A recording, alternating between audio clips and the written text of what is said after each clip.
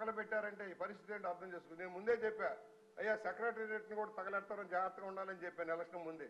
ఎందుకంటే తమ తప్పులన్నీ బయటకు వస్తాయని రికార్డులు తగలేసే విషయం పెనంలూరులో తగలేసినా ఎక్కడ తగలేసినా ఇవాళ అనేక అవతాకులు ఉన్నాయి. వేలాది ఎకరాల కబ్జా జరిగింది.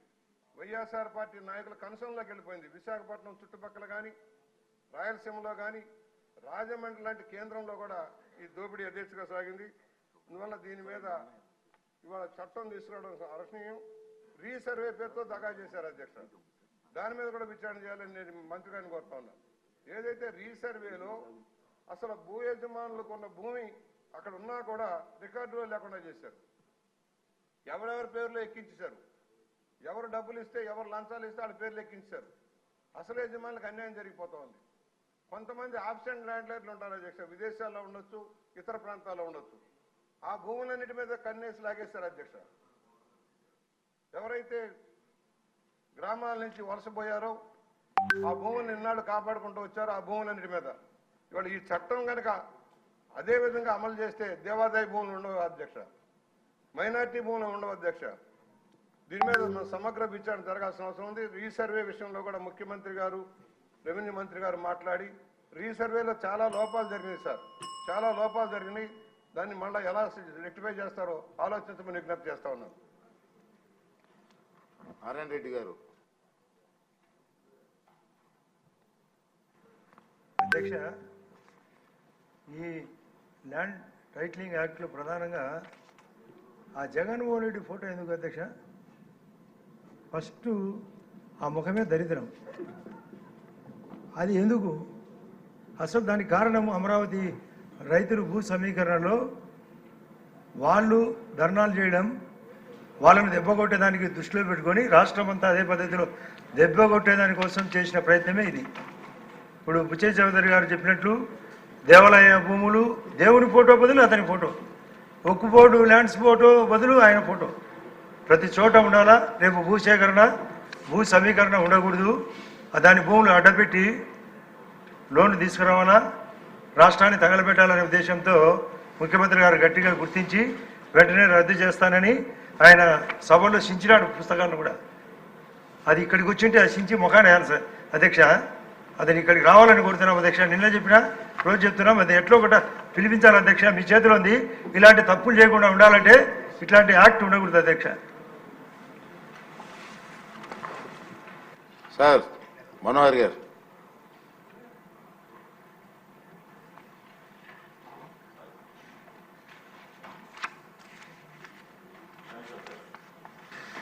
అధ్యక్ష, ముందుగా మీకు ధన్యవాదాలు. జనసేన పార్టీ ఎప్పుడైతే 2023లో ఈ చట్టం ప్రవేశపెట్టారో ఆ రోజు నుంచి కూడా మా పార్టీ అధ్యక్షులు పవన్ కళ్యాణ్ గారు దీన్ని పూర్తిగా వ్యతిరేకిస్తూ క్షేత్రస్థాయిలో ఈ సమాచారం ప్రతి ఒక్కరిని కలుపుకుని ముందుకు తీసుకెళ్లే విధంగా కార్యాచరణ సిద్ధం చేయమన్నప్పుడు చెప్పి రాష్ట్ర వ్యాప్తంగా ఒక అడ్వకేట్స్ సెమినార్ కూడా పెట్టాం అధ్యక్ష మేము మంగళగిరిలో. సో ఆంధ్రప్రదేశ్ భూమి హక్కుల యాజమాన్యం చట్టం ఏదైతే తీసుకొచ్చారో అది బేసికల్గా జనసేన పార్టీ అభిప్రాయం ఆ రోజు నుంచి కూడా ఇది కేవలం డిస్ప్యూట్స్ క్రియేట్ చేయడానికి కోసం అధ్యక్ష, రెజల్యూషన్ ఆఫ్ డిస్ప్యూట్స్ గురించి కాదు. ప్రతి ఒక్కరిలోనూ కూడా కన్ఫ్యూజన్ తీసుకొచ్చారు. సుదీర్ఘకాలం చాలామంది రాష్ట్ర వ్యాప్తంగా అనేక కోర్ట్స్లో అడ్వకేట్స్ అందరూ కూడా దీని గురించి ఒక ఉద్యమం చేశారు అధ్యక్ష. కోర్ట్స్ కూడా అటెండ్ కాలేదు, బహిష్కరించారు. అయినా కానీ ప్రభుత్వం నుంచి ఎటువంటి స్పందన రాలేదు. చాలా అనాలోచితంగా, అప్రజాస్వామికంగా, కేవలం వైఎస్ఆర్సీపీ నాయకులకి ఉపయోగపడే విధంగా, దాన్ని ప్రభావితం చేసే విధంగా ప్రభుత్వ ఆస్తులు గురించి కాకుండా ప్రైవేట్ ఆస్తులపైన కూడా వీళ్ళు కన్ను వేసి రాష్ట్రంలో కన్ఫ్యూజన్ క్రియేట్ చేశారు అధ్యక్ష.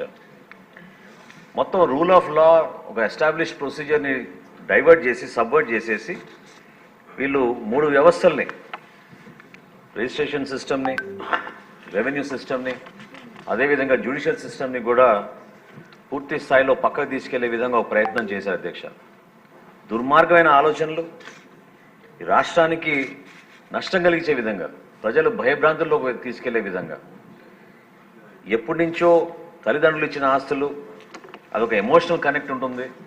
అటువంటి ఆస్తులపైన వీళ్ళు ఈ చట్టం తీసుకొచ్చి చాలామందిని కేవలం భయపెట్టించి వాళ్ళ ఆస్తులు లాక్కోవడం కోసం చేసిన ప్రయత్నాన్ని మేము మనస్ఫూర్తిగా చంద్రబాబు నాయుడు గారిని మన ప్రభుత్వాన్ని అభినందిస్తున్నాం అధ్యక్ష. ఎందుకంటే ఎలక్షన్లప్పుడు కూడా అనేక సభల్లో గౌరవ ముఖ్యమంత్రి గారు చంద్రబాబు నాయుడు గారు, అదేవిధంగా ఉప ముఖ్యమంత్రి గారు పవన్ కళ్యాణ్ గారు ప్రజలకి హామీ ఇచ్చారు అధ్యక్ష.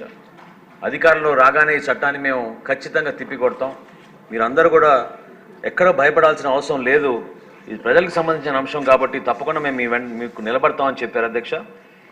వీళ్ళు చేసిన దుర్మార్గమైన ఆలోచనలు ఇది ఒకటి అధ్యక్ష. టైటిల్ రైట్స్ కూడా వాళ్ళు తీసేసుకుని ఎవరైతే పాపం పెళ్లిళ్ళ సందర్భాల్లోనో ఆస్తుల పంపకాల సందర్భాల్లోనో డిస్ప్యూట్స్ క్రియేట్ చేసి ఆస్తులు తీసుకోవడానికి చేసిన ప్రయత్నాన్ని మేము ఖచ్చితంగా ఖండిస్తున్నాం. దీన్ని అప్పుడు వ్యతిరేకించాం అధ్యక్ష.